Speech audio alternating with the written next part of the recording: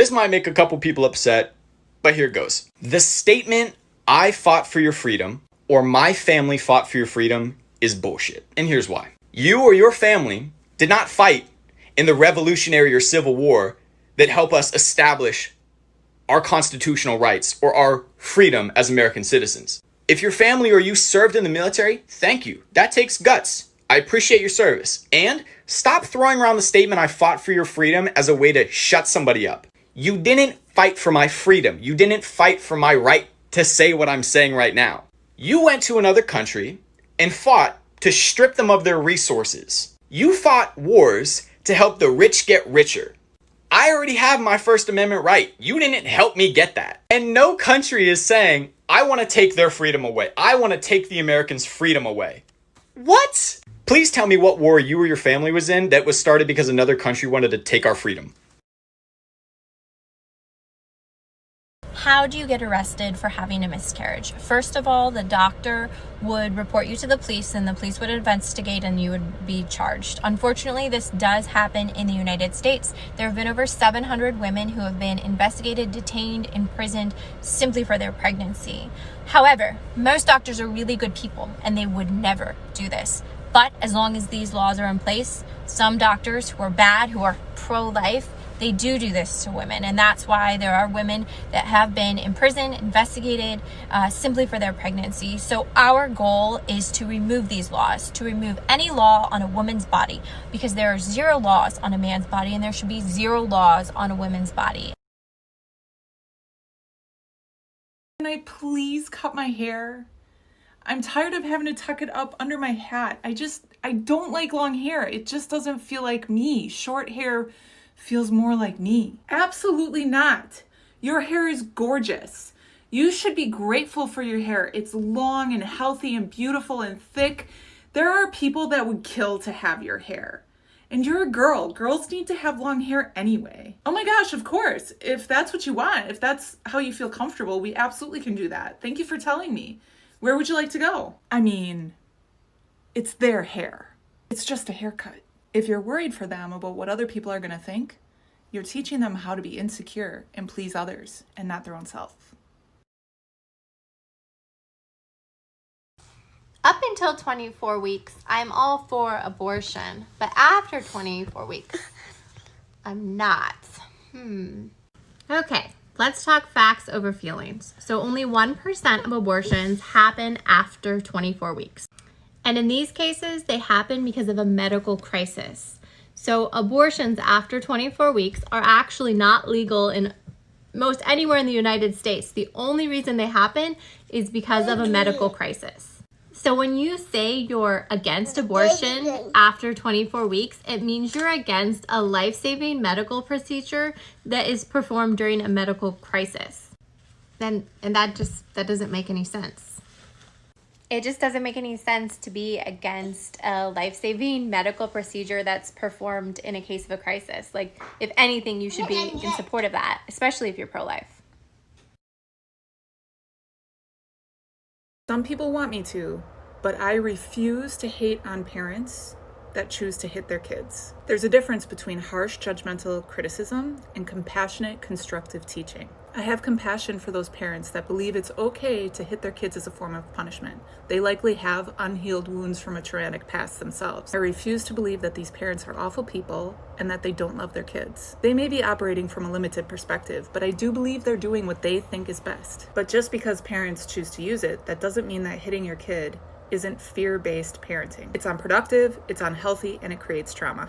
Hitting your kid feels like it works because they comply based on their fear of you hurting them, not because they respect you. I do not believe in hitting your kids as a form of punishment. I don't think I'm correct about this. I know I am.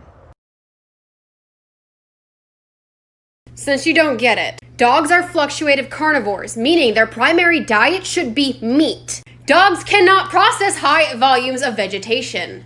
You may not know this, but a dog's digestive tract doesn't start in the mouth like humans do. They're not like humans. They're completely different. They're a different species. Their body and their digestive tract is completely different from a human, so don't even equate it to be the same. You can see external issues on dogs when they are on a vegan diet. That vegan teacher's dog is a good example. Her dog's nose literally looks like it's raw. There's no moisture in it. Her dog's coat is not shiny. It looks very matted and gross. That means the dog is not producing the natural oils that the body needs to keep the coat shiny and healthy. Feeding a dog a vegan diet can cause severe intestinal issues and digestive tract issues, which can lead to stomach cancer. There is no reason a dog should be fed a vegan diet. It is not viable. They can survive off of it, yes, but surviving is not the same as thriving. A vegan diet will slowly deprive the dog of the nutrients it needs, and it will starve to death.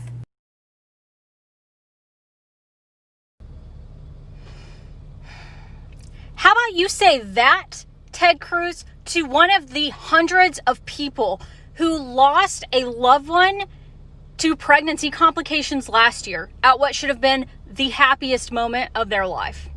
How about you talk to one OBGYN who has sat at the bedside, or nurse or midwife or anyone who has sat at the bedside of a dying mother the day after she gave birth? I don't care what your stance on abortion is. You don't preface it with medically inaccurate and scientifically false statements using your massive platform to spread information which is harmful and disrespectful to my patients. This statement is false, and it is one of the many reasons maternal mortality is higher in this country than any other country. Do better. My patients aren't your propaganda. I use sarcastic voice, but I need to talk about something really serious. Trump might use the Insurrection Act and put martial law through. That is a serious, serious thing that could happen between November and December. This is a real thing. And if it happens, we have to make good on our Second Amendment right. It was put in the amendments so that in case we have a tyrannical government, we can protect ourselves legally. When Trump tries to use the Insurrection Act, he will immediately throw several politicians that we know of, household names, in prison. When martial law is put through, no civil rights matter, and he will be changing the Constitution. That is what is going to happen. We need to be prepared to fight for our country. This isn't a haha revolution. This is a serious thing. Mom, don't freak out. I'm fine. But I want you to know that I did relapse today and I did self-harm on my arms, but it's just scratches. What?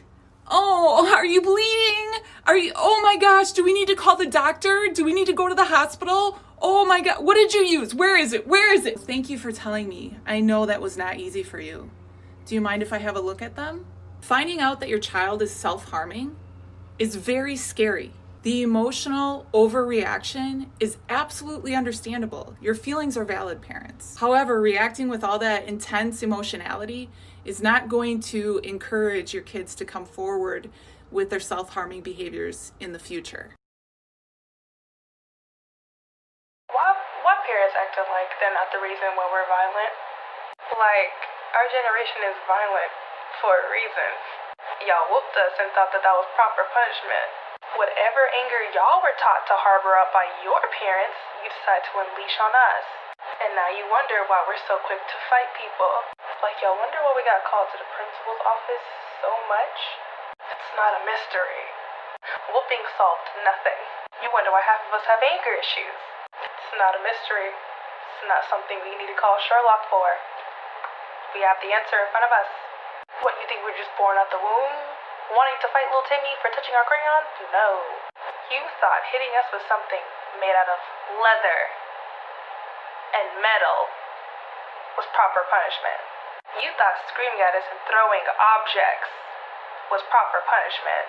You wanna know what's wrong with our generation? That's what's wrong with our generation. The parents. This video is extremely important, so please keep watching.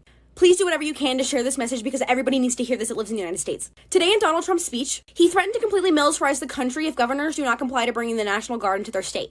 If worse comes to worse, this would literally be him declaring martial law. If you don't know what martial law is, put on your seatbelts. Although this has not happened yet, martial law is when the president can literally take civil rights away from the people of the United States. It would also mean that the military is coming into all cities to control the people. It also means that every single branch of the government no longer has control of the people, only the president does. This would be directly impacting me, you, anybody on the right. Every single person in the United States would be drastically affected by this. Martial law would literally take away our right to free speech, which is exactly what conservatives and people on the left fight for every single day. If you are conservative and you are watching this and being completely okay with this, I need to ask you a question. Are you siding with Trump because it fits your moral compass? Or are you siding with him because he's a Republican? This no longer is about right and left or who you support. This is about fighting for the common good of the population of the United States. Do not support Donald Trump.